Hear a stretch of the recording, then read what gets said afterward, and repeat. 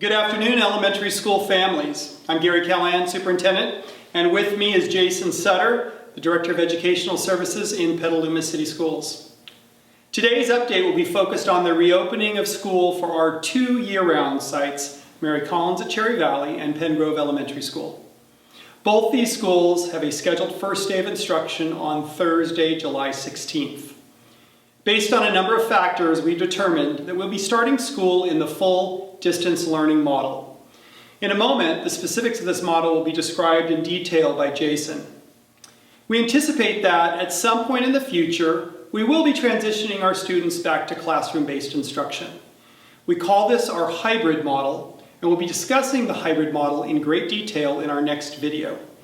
At this time, it is difficult to assess when that will take place, and you will receive regular communication on this issue.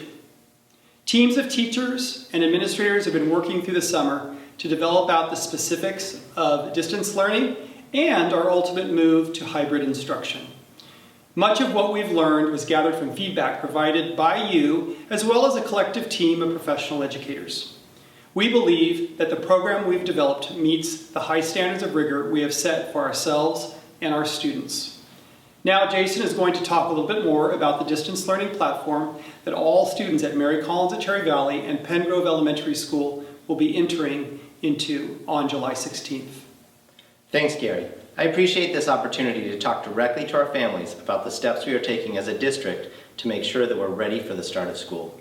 This situation has been unsettling for many families, and though we don't have all the answers, we do want to share with you the concrete plans that we have in place for our students. Since the beginning of this pandemic, many things that were unheard of before have now become the norm. At the top of the list are 6 feet of social distancing, wearing masks in public spaces, and distance learning. Distance learning was brand new to our schools, and our parents were patient as we figured things out and wrestled with the details. While we appreciate your understanding, we learned some important lessons last year that are helping us raise our game for our students. What exactly did we learn last spring? In the area of instruction, we learned that all students deserve daily and rigorous instruction, no matter what district school they attend. Considering our learning tools, we realized that some tools are more beneficial in distance learning than others, and that all students should have access to learning with them. And most importantly, we learned that communication is critical in distance learning and that parents needed consistent, clear, and predictable communication from the classroom, the school, and the district office. What we want you to know is that Distance Learning 2.0 will look dramatically different than Distance Learning 1.0 looked last spring. We are so serious about stepping up our game that 67 teachers and administrators from across the district have been meeting all summer. They now have 20 meetings under their belt with more than 42 hours of work. We're developing a thoughtful and consistent plan for our district students. Before we dive into talking about distance learning, let's take a moment to look at the differences between the learning models we hope to see this year. First, we have distance learning, which is an online format where students learn from home. We ended last year in distance learning, and we will start this year in distance learning. Next is the hybrid, which is a combination of in-person instruction with social distancing and distance learning. And finally, we have the traditional in-person format, which is in-person instruction without any restrictions.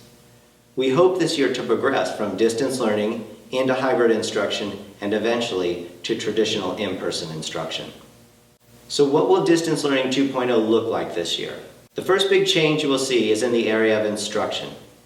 Teachers will meet with all students via video conference 5 days of the week. On 4 days, Monday, Tuesday, Thursday, and Friday, they will meet with students 3 hours in large groups, small groups, and individual settings. There will also be daily instruction in language arts and math. We have a standard number of instructional minutes by grade level for all students. And finally, we've identified key standards that we're going to have teachers focus on during distance learning.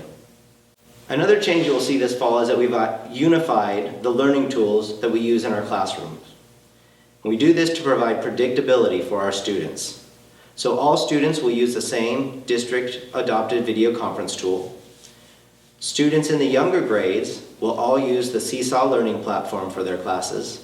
and students in grades 4 through 12 will all use the Google Classroom platform. Finally, we have realized that communication is even more critical in a distance learning model. To improve two-way communication between home and school, we are adopting a district-wide communication tool. This one tool is focused on families getting information the way that they want to receive it. For example, families can decide the frequency of communication.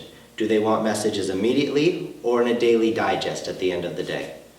Families can also decide on the method of delivery. Do they want an email, a text, or to read it as a post? And finally, we have two-way user-based translation, and families can decide what language they want to receive their messages in, and families can also communicate in their preferred language, and the tool will translate into English for the teacher or the principal. So let's take a look at a typical day. Here is the elementary distance learning schedule for Monday, Tuesday, Thursday, and Friday. You can see that there are 2 instructional blocks. These are times that families should know that school will be in session.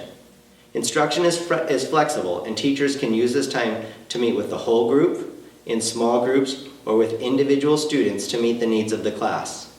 Students will be doing individual work when they are not meeting with their teacher. We've also added office hours that are reserved for teachers or parents to schedule meetings and check-ins. And this is what a Wednesday looks like at the elementary level. We have a 30-minute instructional block at the beginning of the day. This is a whole class online meeting to set the instructional tasks for the day. Students will then work on assigned tasks to meet their instructional minute requirements by grade, and they may have additional work to meet the required minutes. We moved office hours on Wednesday to the morning. We find ourselves in a complex and changing situation, but our next steps are clear. With distance learning, we will continue working on improving our distance learning model, and we will review and revise this model after the first month of instruction. With hybrid learning, we'll continue to plan our hybrid model, and we will communicate with families updates as soon as we have solid plans. I want to end by saying thank you to our families. We are grateful for our partnership with you. Together, we can tackle the challenges that lie ahead, whatever they might be. Thanks, Jason. The next steps will be that Mary Collins at Cherry Valley and Penngrove Elementary will be communicating with families all the site details associated with reopening school for 2020-2021. We know that an important part of reopening schools is a commitment to the implementation of health and safety protocols and procedures. Each school site will be working with families on adherence to specific actions we believe will promote the safety and security of our students, families, and staff. Thank you again for your support. More information will be forthcoming.